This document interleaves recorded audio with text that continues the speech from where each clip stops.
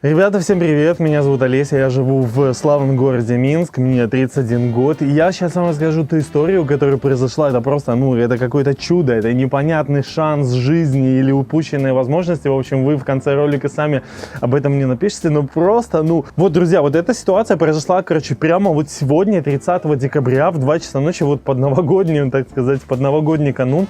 В общем, кто не знает, я работаю в такси, это собачья работа, волчья работа, абсолютно, это работа на пельмени, когда машина не ломается, когда машина ломается, то ты уже работаешь не на пельмени, а на машину, соответственно. В общем, деньги небольшие, куча долгов, кредиты. Там я вам сфотографирую свою долговую доску, чтобы вы поняли, что это на самом деле правда. В общем, ситуация не самая хорошая в жизни, жопа мира полнейшая. И, в общем, я еду заспанный, везу куда-то там в спальный район своих клиентов. И, подъезжая к перекрестку, я смотрю, как парень и девушка что-то поднимают с земли на перекрестке, ложит себе в карман, это падает, и после этого разлетается по всему перекрестку ветром какие-то бумажки, деньги. Я думаю, елки-палки, надо подъехать и посмотреть, что это такое, может, какие-то бумажки. Я подъезжаю и смотрю, что на асфальте ветром гоняет какие-то бумажки, похожие на деньги. Я думаю, мало ли там, под новогоднюю ночь кто-то кого-то хотел разыграть, это игрушечные деньги, вы сами понимаете. Я, решил проверить, я останавливаю машину, ставлю ее на аварийке, это был проспект Любимого, пересечение Дзержинского, Минский, кто знает, там еще торговый центр «Магнит». Я останавливаю и начинаю собирать эти бумажки. И как только у меня оказываются они в руках, я начинаю понимать, осознавать, что это настоящие деньги. Ребята, это кипа настоящих денег.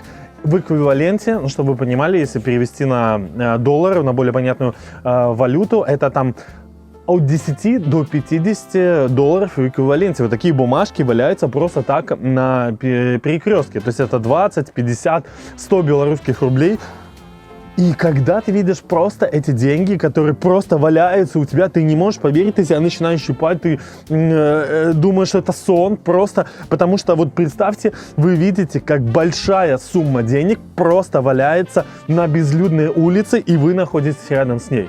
И первое, что у меня возникло, честно могу сказать, это рефлекторное желание просто побыстрее их собрать. Просто побыстрее они там начали разлетаться по всему, машины ездят, я хожу, это все собираю. Я сжал эту кипу, чтобы ее не расхлыстал там ветер опять. И второе, я думаю, что с ней делать? Неужели это деньги, просто это, не знаю, Всевышний, просто жизнь мне скинула сундук с деньгами, как говорится, на башку, и сейчас я смогу решить все свои насущные проблемы, отдам все долги, да за такие деньги можно даже, купить машину, к примеру. И потом меня начинает озарять страх, потому что по-любому, если сумма большая, а там действительно потом, забегая наперед, я могу сказать, что порядка 4-5 тысяч долларов в пересчете. Если сумма большая, соответственно, ее кто-то заработал, и, может быть, не самым простым путем, или это криминальные деньги, или что, за эти деньги ты можешь, они могут принести за собой большие проблемы. Я беру эти деньги и думаю, наверное, ребята пьяные, уронили деньги, дети все-таки шли в магазин, а там как раз и круглосуточный магазин. С другой стороны, я понимаю, кто могут быть эти дети? Дети олигархов или что? У нас в Беларуси такого не бывает. То есть, кто может просто так, эти неряшливые грибники, просто скинуть деньги, не обернувшись, пойти просто, и все. Потому что деньги начали разлетаться, они пошли даже без сомнения, без какого-то зазрения, даже не оборачиваясь. Деньги так летают. И что я беру? Зажимаю эту кипу денег, рулем, переключаю передачи, я их нагоняю и думаю, если это их деньги, то они скажут: о, спасибо, добрый человек, то, что ты их нашел, вот тебе какая-то часть с них, это наши деньги, мы были пьяные, их потеряли, о, большое спасибо. И даже такая у меня мысль была. Я, беру, догоняю их, говорю: ребята, вот ваши деньги. Подхожу к ним, а там парень, девушка, где-то по лет 18. И я смотрю, что у них в глазах страх. Я понимаю, что что-то тут точно не так. Это не их деньги. Они говорят: мы тоже нашли их на перекрестке. Я говорю: так а почему вы их забрали себе в карман? А остальные оставили? Давайте, если это не ваши деньги, скажите мне сразу, может вы кого-то грабанули, может вы обокрали там родителей или еще что-то. Давайте возьмем, заявим в милицию, отдадим, потому что реально, если это большая сумма, то она за собой тянет большие проблемы. Можно попасть на уголовку и так далее и тому подобное. Может быть, кто-то эти деньги ищет и так далее. Они говорят: давайте мы вам их отдадим, вы сами позвоните в милицию, а мы пойдем просто по своим делам. Я говорю: нет, ребята, там стоят камеры, я не хочу вас выгораживать, чтобы потом меня спрашивали, кто эти люди, к которым ты подходил. Давайте вместе, садитесь в машину, будем звонить в милицию. Они говорят: нет, мы садиться в машину не хотим, давайте звоните при нас. Я говорю: ладно, смотрите, тут есть, холодно было на улице, я говорю, тут есть круглосуточный магазин Almi, давайте пойдем туда и сдадим эти деньги администрации, они сами вызовут милицию. Мы, вместе приходим в Almi, я захожу в администраторскую, вот с такой вот кипой денег, на меня смотрят просто как на какого-то волка с добычей. И я говорю: слушайте, я нашел тут на дороге кипу денег, давайте звонить в милицию и возвращать. Просто вы бы видели глаза того администратора. Я беру эти деньги, вываливаю на стол, там стол такой стоит, поднос, там еще столовая какая-то. Я, вываливаю эти деньги на поднос, просто такая гора.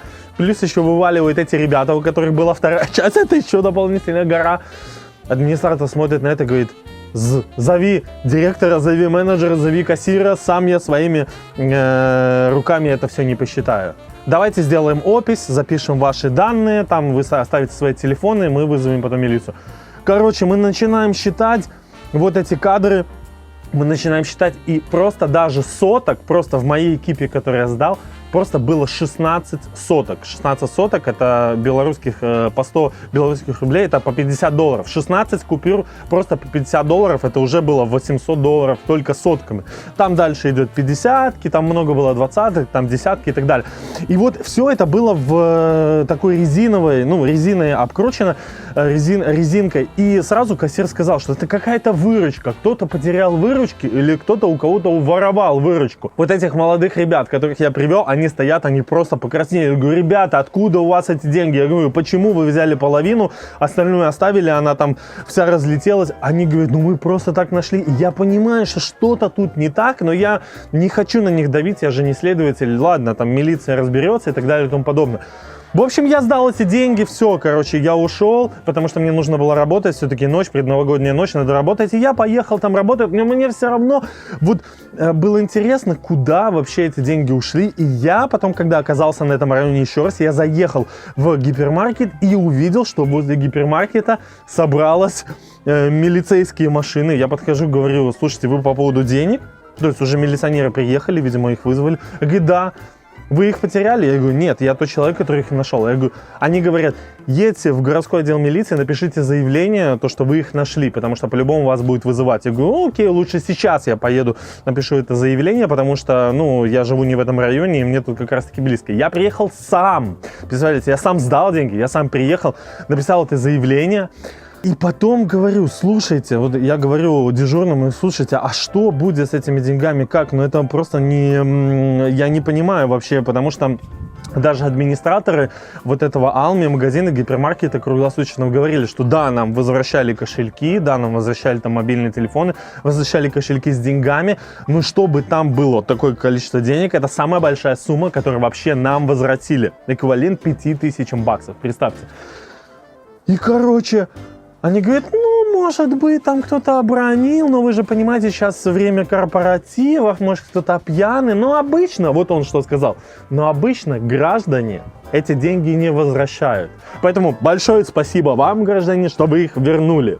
Надеюсь, их потом кто-нибудь да и заберет их честный обладатель. И я тут просто был в шоке. Как это не возвращают? Неужели так можно было? Это же большая сумма денег, которая по-любому была заработана не самым простым путем.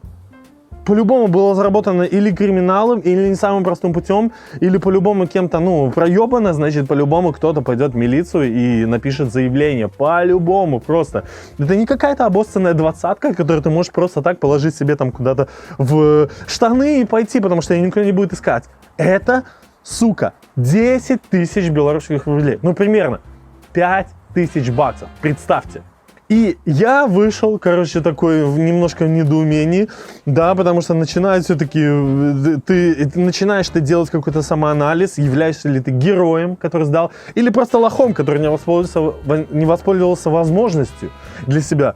Я зашел за угол, там, надо было отлить, и я вижу, что на земле валяется сотовый телефон. Никого нету, уже валяется сотовый телефон. Я говорю, нет, второй раз я в эту историю не... Это какая-то предновогодняя, честно говоря, жесткая ночь просто. Деньги валяются, сотовые телефоны валяются. Я сказал, все, я отсюда уезжаю. И, честно говоря, я просто был в шоке. Потому что, представьте, 5000 баксов, это годовая зарплата среднего белоруса. Ты мог бы взять эти деньги и решить все свои проблемы. По-любому 5000 баксов хватает для любого гражданина, то есть обычного гражданина, который честно зарабатывает себе на жизнь, чтобы решить большинство своих насущных проблем. А тут ты их просто отдаешь. Но с другой стороны, представьте, если бы я взял эти деньги, к примеру, там стоят камеры, я бы, может быть, и решил бы свои насущные проблемы, но я бы каждый день ходил и оглядывался по сторонам, потому что это все-таки нечестные деньги, и состояние зажатости, страха, в котором я постоянно жил, это, может быть, стоит дороже, чем те же самые деньги. Вообще, я после этого, когда я ехал домой, честно, это был шок, у меня прямо вот дрожали руки, и, знаете, я очень много чего переосмыслил. Когда такие шоковые ситуации, вот ты живешь, ты 31 год, вроде много чего увидел, но эти шоковые ситуации, они очень сильно тебя встряхивают, и я провел очень большой анализ с собой, какое-то переосмысление, потому что я понял, что свобода дороже денег. И знаете, я начал завидовать тем людям, которые реально честно зарабатывают большие деньги своим трудом, своими умениями, знаниями, и они могут честно их тратить и не бояться о том, что кто-то постучит к ним в дверь, и они могут нормально спать, потому что это честные деньги, а не те коррупционеры, которые постоянно себе много чего напиздили, наворовали и не могут заснуть, потому что они понимают, что это кровавые деньги, там, обворованные и так далее, и не нажитые честным путем. И, честно говоря, я хотел бы, чтобы вы написали свои комментарии, правильно ли я сделал, что вернул эти деньги, или лучше было забрать их, потому что шанс, так сказать, скинул мне их на голову, чтобы я решил все свои насущные проблемы. Были ли у вас такие ситуации, когда действительно вот вы находили деньги, возвращали? Потому что я только за этот год, представьте, ребята, потерял 2 кошелька, и никто мне их не вернул. А я такой один честный человек, который возвращает 5000 баксов просто так.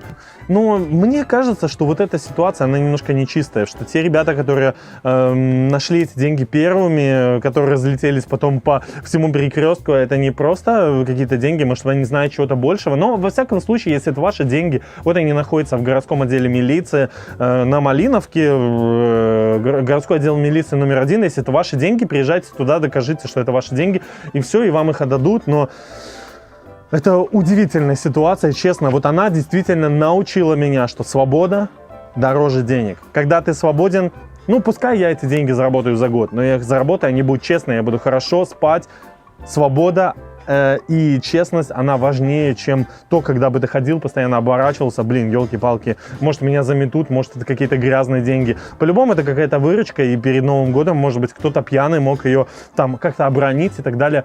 В любом случае, ребята, я хочу вот перед Новым годом, сегодня 30 число, завтра 31 и Новый год, хочу пожелать вам, чтобы в Новом году у вас появились такие же деньги, но вы заработали их честным путем, чтобы они принесли к вам не боль и страдания, и страх, а хорошее настроение, радость, приятные эмоции. С вами был Олесь Гроднев. Спасибо, что посмотрели.